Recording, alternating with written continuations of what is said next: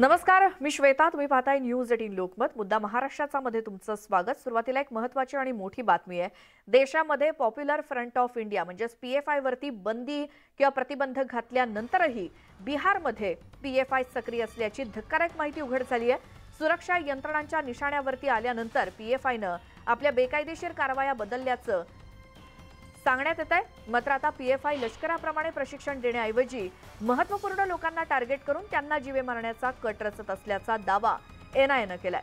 PFI वरती कारवाई केल्यानंतर आता धार्मिक सद्भावना बिघडवण्यासाठी केवळ टार्गेट किलिंग वरती लक्ष केंद्रित केलेलं आहे पीएफआय कडून, असा दावा केला जातोय. मुझफ्फरपूरमधील मोहम्मद कादिर अन्सारीच्या घरी गेल्या वर्षी सप्टेंबर-ऑक्टोबरमध्ये पीएफआयच्या गुप्त बैठका झाल्याची माहिती आता उघड झाली आहे. प्रशांत बाग आमचे प्रतिनिधी आपल्या सोबत आहेत. प्रशांत, पीएफआय वरती बंदी घालून सुद्धा कारवाया सुरूच आहेत, काय सविस्तर माहिती? 2000 साली सिमीवर सगळ्यात पहिल्यांदा बंदी घातली. आयएम सुद्धा म्हणजे इंडियन मुजाहिदीन संघटना अस्तित्वात आली आणि त्याचंच पुढचं वर्षन म्हणून पीएफआय कडे बघितलं जातंय. म्हणजे की पीएफआयची छापेमारी झाली, महाराष्ट्रामध्ये 5 ठिकाणी आरोपपत्र दाखल झाले. तरीही देशाच्या अनेक वेगवेगळ्या भागांमध्ये पीएफआयच्या कारवाया अजूनही सुरू आहे. हे पुन्हा एकदा या कादिरच्या कडे ज्या पाटणामध्ये जे आता एनआयएने छापेमारी केली त्यातनं हे समोर येत आहे.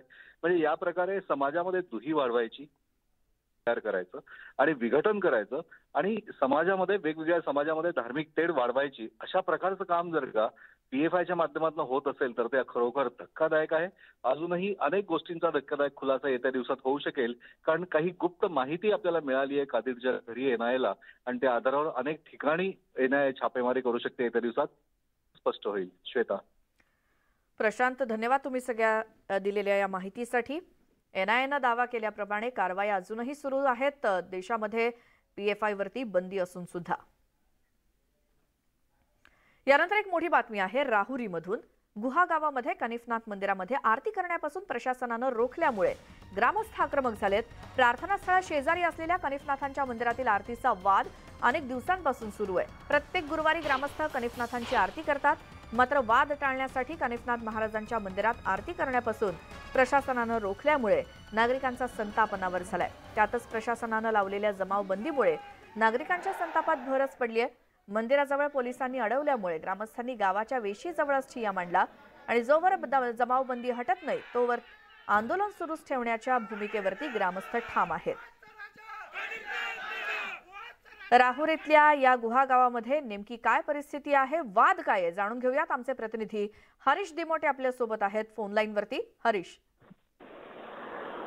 श्वेता, आपण जर बघितलं तर हा वाद गेल्या काही वर्षांपासून सुरू झालेला आहे आणि गुहा गावामध्ये मंदिर आणि मस्जिद एकाच ठिकाणी जवळजवळ आहेत आणि कानिफनाथ महाराजांचं मंदिर जिथे गेल्या अनेक वर्षांपासून दर गुरुवारी नागरिक आरती करत असतात.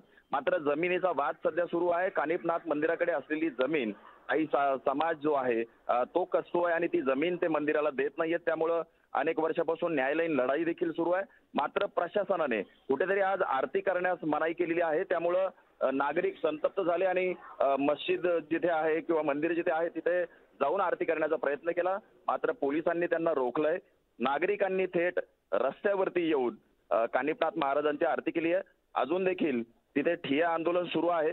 जोपर्यंत प्रशासन जमावबंदीचा आदेश मागे घेत नाही तोपर्यंत हे आंदोलन सुरूच ठेवण्याचा निर्धार जो आहे तो नागरिकांनी केलेला आहे. जी हरीश, धन्यवाद तुम्ही दिलेल्या माहितीसाठी. बघूयात पुढे काय होतं. मात्र तिथे पोलिसांनी सुद्धा हस्तक्षेप केलेला आहे. मात्र आता ग्रामस्थ आपल्या भूमिकेवरती ठाम आहेत आणि म्हणूनच गावाच्या वेशीजवळच ते ठिय्या मांडून बसलेत.